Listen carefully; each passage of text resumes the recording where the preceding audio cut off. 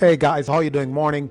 Welcome to the Academic Answers podcast, where we answer the questions that we get in the area of personal development, personal finance, success, happiness, achieving goals, just reaching your full potential. And we believe in full potential, and we believe that every human being should create something from that potential that can serve them, that can serve the world, and that ultimately will bring them to freedom and help them to live the highest, truest version of themselves. And that's our platform: full potential, and creating something from that full potential, making a creation of it, not just doing it in a vacuum or doing it in exchange for money, but creating something out of it so that when you cannot be there physically, it can be there for you, to help others, and to bring you to financial freedom.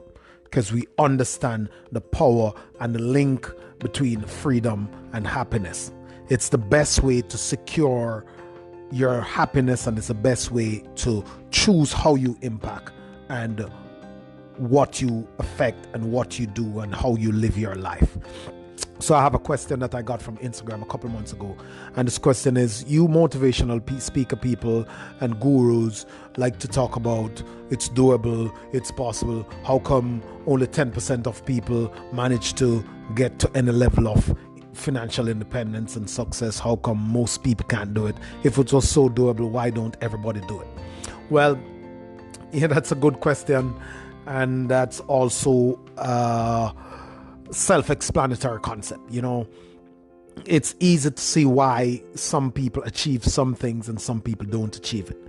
As I was saying to a friend of mine the other day, we have powerful conversations. I was saying to him that the people who achieve certain things are doing a certain thing, and they're doing it a certain way. And the people who don't achieve are doing a certain thing, and they're doing it a certain way. It's so happy you'll get the shift. If your mindset is a fixed mindset, if you believe in a certain way that this is what I am doing, I don't think anything is out there, the world is doing this, or these are the times when, or people like me, or the family background that I came from, or my education, or the country, or the government. If you believe that way, that is what determines where your life go, then that's what you will get. If on the opposite side, you have a growth mindset, believing that, yes, I come from this family background, but I still know that there are many people who come from a worse family background and they can do it. Yes, the government is doing this, but while the government is doing that, there are these set of people over here who are still finding a way to go forward.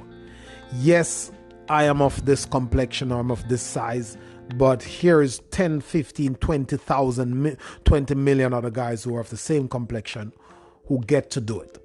You see, one of the concepts that I often talk about that gets most people, beside fear and beside the need for conformity, is that they believe it for others, but they don't believe it from themselves. For themselves. I heard Lisa Nichols said a thing where she said that you are glorifying my greatness so you can let yourself off the hook. So you're saying how talented I am and how great I am, and I have the work ethic and I have the genetics codes, because you want to escape from the admission that you have it also. And while we have 75 to 80% of Americans saying that they're doing a job they hate, we have that same 75% doing nothing about it. So they expect everything else to change, but they don't want to change themselves. So you're in a situation and you want to do the same thing, but you want to end up with a different result. And then if you don't get a different result, you say it's not easy. But you didn't try anything hard enough, and you didn't try anything different long enough. You don't believe differently. You're in the same environment, you're thinking the same way, and you're doing the same things. So nothing new can come to your experiences because you're not willing to believe in yourself. You know that the possibilities exist. but you're not believing that it exists for you also. So you lack the self-confidence and the discipline and the work ethic to get on the learning curve and to push yourself through the process. So as a result of that, you don't get to do it. And then we say, yeah, it's doable, and you say we're gurus and we're motivating and all people, but why people can't do it? Because that's what you are. That's the exact problem. You're always looking out. You're looking outwards for your answer, but your answer is in. Forget what people are doing. What about you? Learn to do it. Find a way to do it. Figure out how you can do it, and then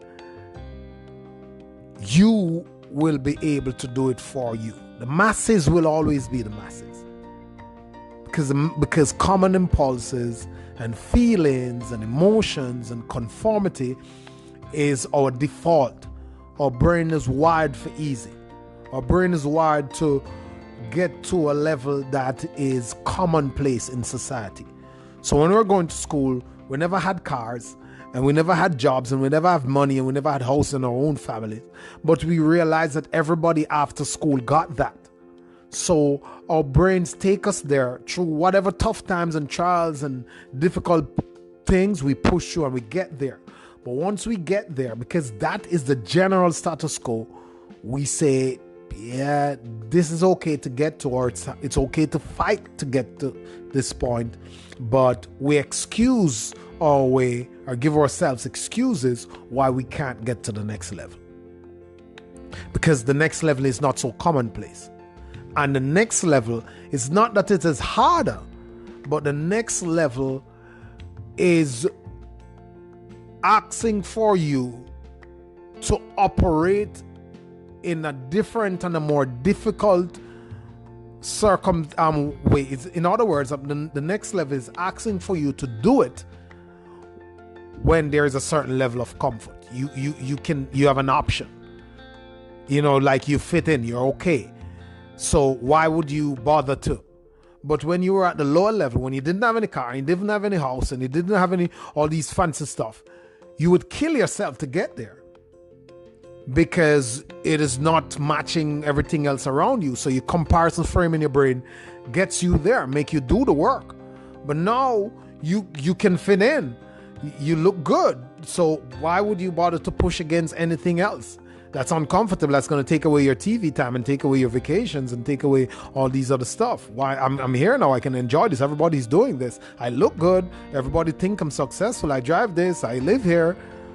But I want more, but I can't bother to go through that to get more. So it's hard. So you give yourself this excuse that it can't be done because, yeah, I failed. I tried that before. No, but you're copping out. Because if you were at the lower level, before you got to the level where you are now, you would stop at nothing. Because you weren't fitting in well enough and you didn't compare well. But now you compare well. So although you want more, you're not going to do it because you don't want to kind of rock the boat on that little conformity part of it.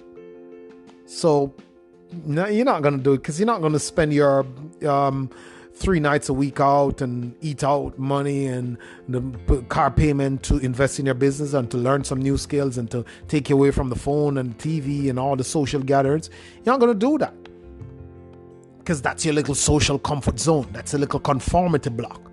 So you want to protect that at all costs. So it's not so much that it's hard. Yes, it is hard, but it's not so much that you can't do it hard or you can't do hard stuff. It's so much that your comfort level that you have gotten to is so important to you and you're protecting it so much that you don't want to give up anything to go up. You don't want to make that sacrifice to get to the next level because this is where everybody's at and everybody's doing this and I'm good here and I look good and I fit in and it's okay and I'm comfortable. Why bother to go through so much pain again?